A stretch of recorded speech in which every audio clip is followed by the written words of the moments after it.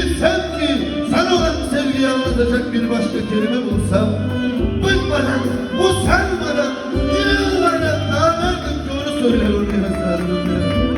Kahretsin, ben seni geceyle gündüzün arasında sevdim ya.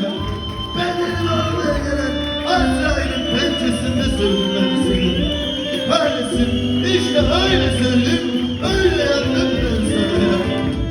Bazen Platonus oldum çarmıha gerilercesine, bazen Spartaküs oldum aslan değilim olurcasına, bazen Cem Sultan, ilmeğim boynumda bir sultan oldum ya. Bazen Şems'in arayan Mevlana, bazen Mevlana'yı arayan Şems. Dingillerde Yunus, yokluğa kanat veren bir garip, mutlu bir Yusufçuk gibi sana özgürlüğüne kuşlarcasına geldim ya.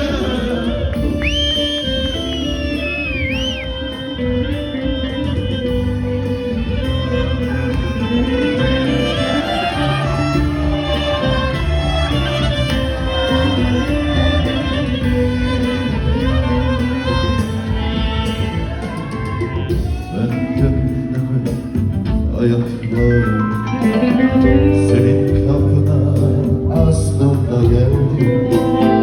Ben gönlümü gözyaşlarıyla